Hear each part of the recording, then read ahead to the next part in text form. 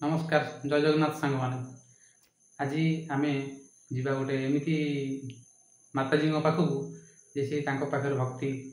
धार्मिक सबकि अच्छे तो चलतु जा आज देखिए चलतु माताजी माताजी अच्छा जीवन अर्थ मत बुझे पार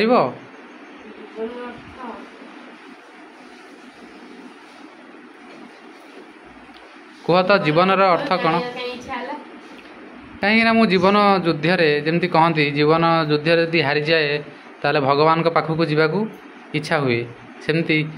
तो जीवन अर्थ मत जाना को इच्छा है तो मुझे क्या पाइलिनी आपण तो हरे कृष्ण माताजी तो मुझे क्या पचारि नाई आपण कि तो कहींपारे ना तो से मु तुम कति आसी कहतु गीतार अर्थ कौन कहतु आगे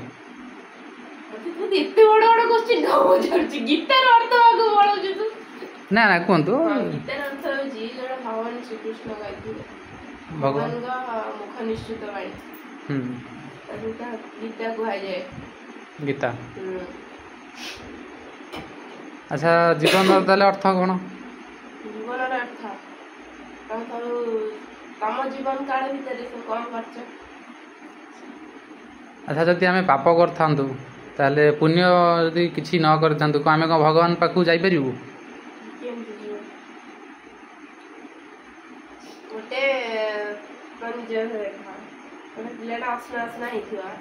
होता काख आ बोली ना पिलाटा निजे पुणी धोब जदि पिलाटा काख कौन इच्छा जब से असना असना निजे आनी निजे धुआ धुई कर भगवान भगवान भी जब चाहिए लोक के जी भी हो जीवन मो पाक आसू से भगवान परिष्कार करेंगे माने परिष्कार माने हृदय आगे परिष्कार करेंगे तो हृदय माने केमिति से जिंस केमिति कोन करबा हृदय केन परिष्कार करिए भगवान का नाम जपा भगवान का पई स्मरणीय भगवान से जीवन में त्याग कर दो surrender surrender to Krishna surrender to Krishna Krishna भगवान ना अच्छा तमे भागवतर किसी श्लोक जानिछ कहि परिबो गीतार श्लोक बचानु भागवत बाखु पढौ छु गडे हां भगवत गीता मु तो से सब किछि पढिनी तो मते कहि परिबो कि भगवत गीता अच्छा मु से भीतर गोटे फोटो देखथिली से का फोटो से जो जन फोटो देखथिली से की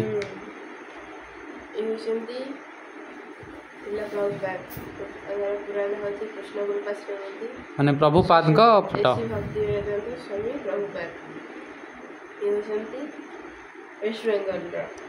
वेस्ट बंगाल इस्कन संस्थापक आचार्य माने फाउंडर ऑफ इस्कन जगत गुरु विश्व अच्छा आ गोटे क्वेश्चन थिला जदि आम जीवन में हारी जीवा ताहले आम कौन करवा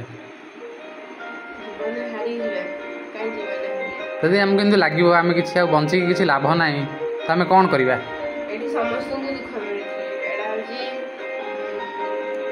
संसार दुखालय दुख जमी विद्यालय विद्यालय पाठ आम विद्या अध्ययन करमती डाक्तखाना चिकित्सालय विद्यालय सॉरी दुखालय दुख मिले तेमती गोटे सी भी गोटे जीवन गोटे भाग सब जिनस दुख मिले भाव आम जीवन सारी ना मो कह कथा सी भी गोटे जीवन गोटे भाग सी भी दुख रुख भी तो एमती सुख दुख आसो कहीं कहीं तर मूल उपचार न करिए हो मो दर्शक मैंने तो मत लगुच खुशी हे या देखिकी तो आज तो ये बहुत राति तो है आपन को तो मुझे डिस्टर्ब करने को चाहूँ नी तो आपन केमती लगुच ना आपन केमती लगुच सब जिनस मैंने प्रथम प्रथम आपन केमती लगी ये जो हाँ भक्ति जिनस भक्ति भाव भल लगे ना ଜାଣିଥିଲି ଯେତେବେଳେ ମୁଁ ନବମ, ଏବେ ତ +2 ଫାର୍ଷ୍ଟ ଇୟର, ଯେତେବେଳେ ମୁଁ ନବମରେ ପଢ଼ୁଥିଲି ଇସ୍କନ ବିଷୟରେ ଶୁଣିଥିଲି, ମାନେ ଇସ୍କନ ଗୋଟେ ଅଛି ବୋଲି ଜାଣିଥିଲି, କିନ୍ତୁ ଇସ୍କନ ଭିତରେ ଏତେ ପଶୁନଥିଲି, କିଛି ବିଷୟରେ ଜାଣିନଥିଲି। ତାପରେ ଯେତେବେଳେ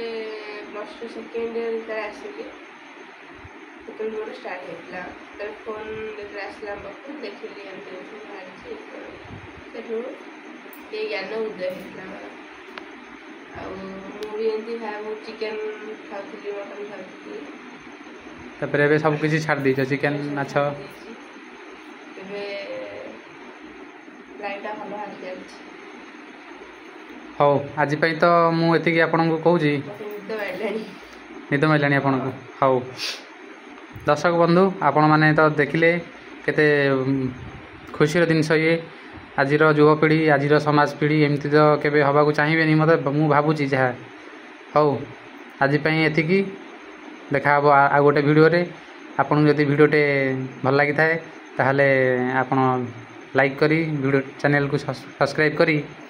ଆଉ ବେଲ୍ ଆଇକନ୍ଟି ଦବାଇ, ଯେମିତି ଆପଣଙ୍କ ପାଖକୁ ପ୍ରଥମେ ଭିଡ଼ିଓଟି ଆସିବ। ନା କ'ଣ କହୁଛନ୍ତି ମାତାଜୀ? Like, share and subscribe. ହଉ, ବାଏ।